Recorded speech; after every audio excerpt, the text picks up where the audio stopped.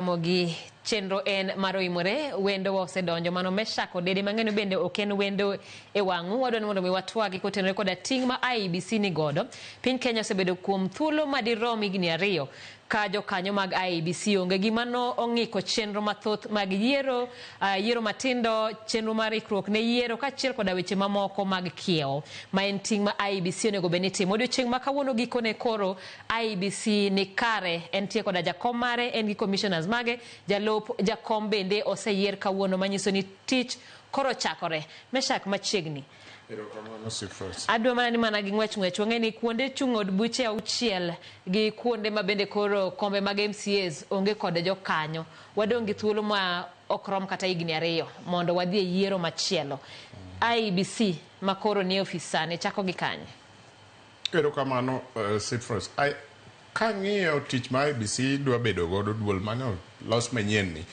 ok en tich ma kawaida, bende ok en tich ma bro chalo gi duonde mamoko mosekalo chien kacha, nikech gidonjo e sama mokwongo piny Kenya chalo gimomer tagore ataga, to gin bende lweny ni gidhi bedo diere tir nikech nyaka gitem mondo giyud support kowuok duond buche ma nie parliament to gi moko maonge parliament, mondo ji te ong'e ni ka ji dhi e yiero to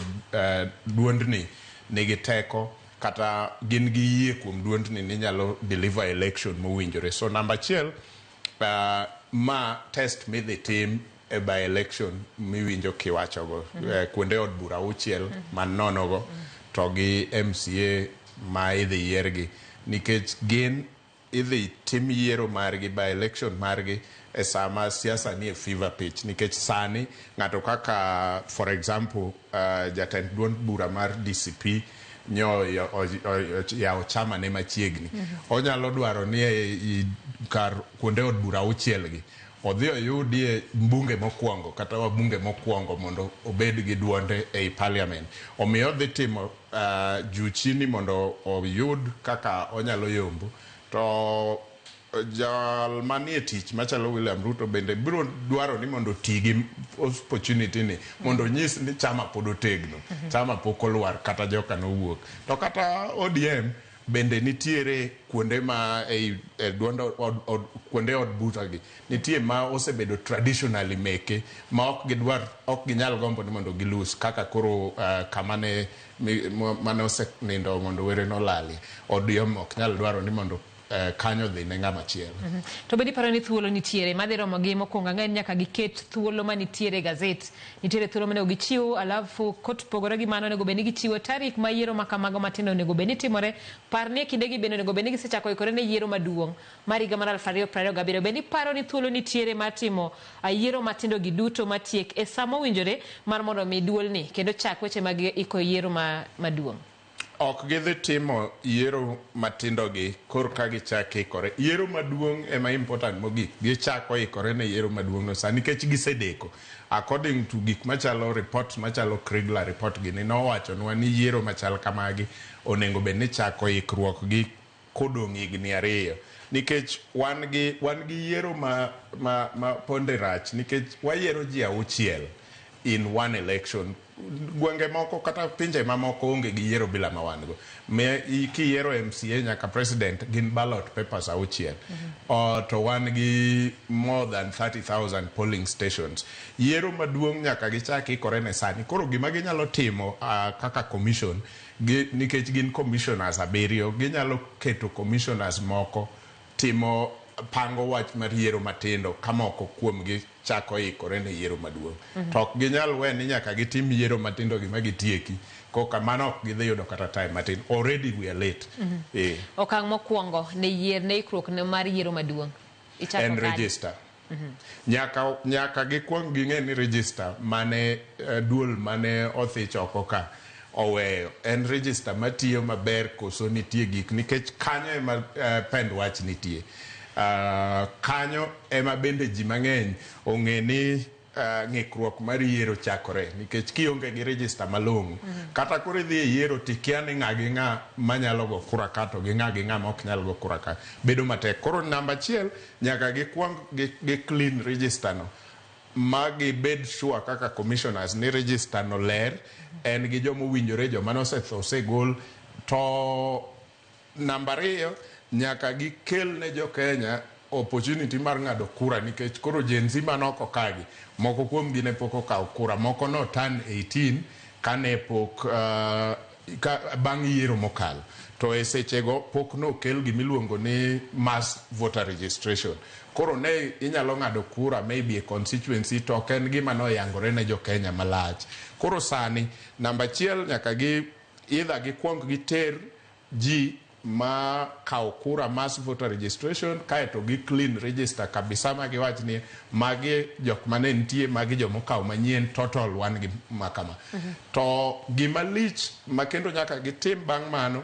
en dwaro ng'eyo nikech nitiere conversation kata wach moro ma pok wawuoye chakre ne 2022 election timre kane duond cha okelo result ne giwacho ni Raila ne nigi 6.9 Ruto ne nigi 7.1 to ng'eny jo Kenya nokogo kurano 8 million ma should have been the majority ne okogo kurano gino nengo chand chuny duol matayo yiero mar IEBC ni ang'o mane rach momiyo jogi nokogo kura nikech magi e jok ma samoro dino o make the final decision nikech gine mane gin majority out of 22 million only 14 voted kaeto 8 million ne okogocho 8 million gi should be the biggest camp compared to camp mar Raila gi camp mar Ruto gine magi to onge ng'ama osewacho wachgi kata gimotimo ginyiso ni IEBC onengo koro kel voter education malong'o manyalo miyo jok manoling mane ok odhi kura ka bed gi dwaro mar bire kura mabiro ma 2027 erokamano nyagi maduong' kata ohinga maduong' ma yudoga jokoga tije mang'eny e pacho ka en budget sani mang'eny ni komenda manyien osechakore kapok ne ochiwo omenda maduol ni onego bed ni tiego nikech chenro duto makoro chan dhi dwaro omenda mokwongo ere kaka kapo ni en supplementary budget onego bed ni kele sadi to bende kama wantiere ni omenda no dhi yudore chon mondo mi IEBC ochak tijene ang'eyo ni ma to koro ni closer to the heart mar parliamentarians omiyo nyaka gi kata budget manosom ni IEBC nigo omenda mosetengnegi to nyaka parliamentarians di push mondo oyud omenda malong'o nikech kama wasegike ni ng'eny moko kuom gi osechako bedo gi panic nikech yiero kogik budget manyien mar higa manyien 2026 June koa kanyo to kwadhi chako bedo gi budget machielo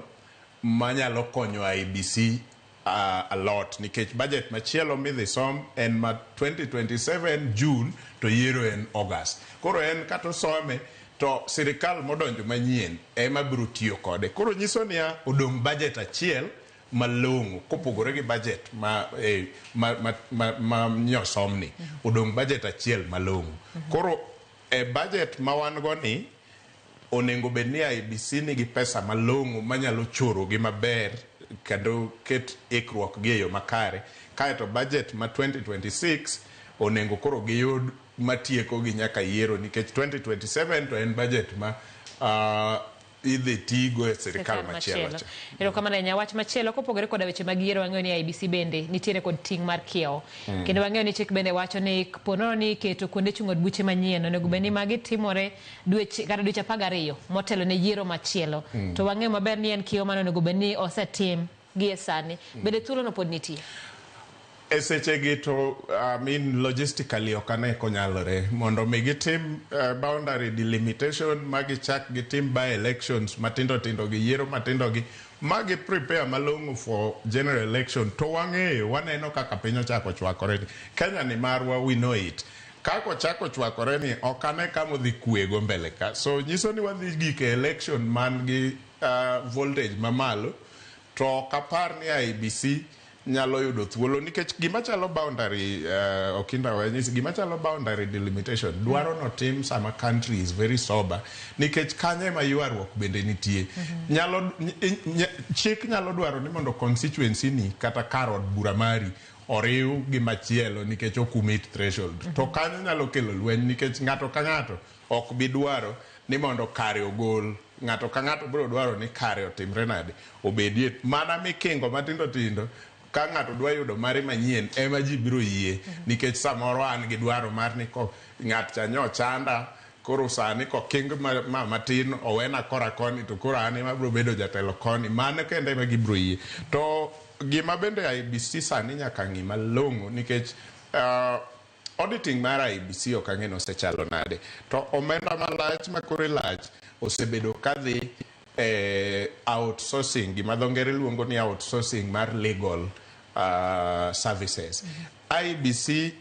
pesa magichulo okinde kata lawyers mayalo buche bang' yiero nyalo chopo according to report manokalo chopo 4 billion plus. Ka esechego office attorney general mochung' ne chike kata dho ngere luongo ni state law yote nigi 5 billion or 5.3 as their whole budget for the year to IEBC legal services kende gi outsource at billion 4.4. So nyiso ni nitie gima rach yiero cha momiyo watiyo gomenda makore lach mondo wayud legal services bang' yiero. Magi kuonde ma IEBC manyien nikech magi jo team manyien. Wa hope ni ginyalo chako on a fresh note magi reduce gik makamago mondo gibed gomenda moromo timo gik mamoko. Mana kara dhogine mana da piny ni to en tim maber machalo nade ma jokanyo manyien owinjore kopi kowuok kuom jokanyo machon to gin timbe mage ma bende ne omiyo jokanyo machon samoro ne ok odhi maber makoro kom masani kara jokanyo masani onego kik donje bugo makamano. Onego bed ni gima maduong' mogik monego bed ni IEBC masani avoid kabisa en gimoro amora manyalo kelo to ni IEBC ma wan go kata duol matayo yiero oyiengore konchiel. Mane gimonengo gidilgo to naneno ka migosi Kalonzo Musyoka osechako ni nyorcha noneno kamago state house akiani ne en kuno en bet akiani ne en gi okwach kichne moko ye kuno donge ni wicho kowacho nyo bedo kata publish ni en nyo neno kamago state house gik makamago kochakore sani to nengo bed ni IEBC dilgo sani kik giwuondre ni mago siasa wan gige jo siasa nikech kanye magidhi gago marach gigi chakore to giling to kopo ni samoro uluongo gi kata ute fwambo kama to giwacho dismiss easily ni gin ok gigo siasa gin kanyo gionge to jo siasa medore onengo gi face gigo head on to giwach ni mate gima timore gima kamano gi disapprove jo siasa ni gino onge nikech ka ok gi disapprove to wakao kaka jopiny wakao mar ja siasa cha ni adieri nikech ibiro penji ni be ni winjo ka gikwet donge no wacho yes to be ni winjo ka gikwet ne ok gikwet koro ochakore kamano ok anyalo ng'e evidence ma Mheshimiwa Kalonzo nyalo bedogo but no sechako koro gi kabila go nengo gitamre gima no hinyo kata duol machon en ni kata mana wach kamago kano mak jomoko inyalo paro kano mak jomoko e airport wach no nolal kanye ne Chebukati odhi e press gi DCI to wacho nwa ni gise loso wach no to ko wach ne jo Kenya ni wach no los nango koro bang' yiero koro neno traces mag gik moko machalo kamago to koro jo Kenya wacho ni yiero ni ne ok ler koro gik makamago nengo gidilgo kaka no mak jogo no nengo bed ni nyiso jo Kenya kendo Chebukati mano telo ne gin no nengo bed ni nyiso jo Kenya ni jomo mak gin joma kama to waseduoko gi ne okwang'e kuma jogo no dhiye gin ne gibiro me press to ginyiso jo Kenya ni wach no giseloso to wach no lal gi kanyo ko ka bang'e ichakiwuok gik machalo wach mar sava onengo watiek mbak sava IEBC manyien onengo make sure ni sava ni nono nikech wasea gi wach sava ya IEBC machon mara sana wabiro gi IEBC mar Chebukati pod wach sava ni aniati sava ni kaber to nengo bedo hosted ka inyalo paro moko mane ridiculous e Supreme Court kiwacho ni jo France pod nindo gik makamago ema golo geno mar jo Kenya kuom duol matayo yiero ere kaka dangi wachnwa ni watimo yiero mar a sovereign country ka Kenya to jok moko ni France emong'eyo gima ni e savano gi kaku yier wan wakia to waonge control over it nikech kage amwa ne gidhi nindo to giloronu koro dine gilornu kapok olandi yiero adwa ni mondo mi watieke kaka ja Kenya ang'eyo ni ok inyal iwacho ni kik ing'i ng'ato ting'ad ne bura kapok ineno tich mare waneno jakom Erastus Ethekon mana kitieko bende ineno ko winjore gi tayo kata ting'o wiliech ma en yiero ma pacho ka. Adwa ni ing'ade matin nikech sa orumo. E sama ne gidhi mbele jok mane miyo gi penjo ka nono ng'eyo gi kuom wachni, aparo ni ethe kon notimo maber. Kendo jo Kenya mang'eny kwan ata malo maduong' noyie ni en gi ng'eyo mar gimidhi tim. To duol momiye bende nigi ng'eyo. Ng'ato kaka Profesa Aduol nigi ng'eyo malach nikech kata e interview nodhi maber kendo ji mang'eny ne paro. Nitie jok manowacho kata ni kata no apply e gine mar chair. So aparo ni en gi duol motene maber man gi ng'eyo. To kata nyadendi matin mane giyiero ni mondo bed deputy, en gi ng'eyo moromo e tieng' manyasani. Omiyo okane ka an gi to kuom duolno, mak mana ka giwe weche moko pilore manyalo miyo jo Kenya geno gi rumo kuom duondni. Erokamano ahinya. Erokamano kuom thuolo mari. Nyaka Ramogi mane thuolo mane wan go ne Twak. Ma kamano ka bende wageno ni duol manyien kata jokanyo manyien mag IEBC biro timo tich maber e weche mag yiero matindo to moloyo e yiero maduong' mar higa 2027. Kamano nyaka Ramogi wakawo yweyo machuok, kik idhi mabor, pod waduogo gi weche mathoth.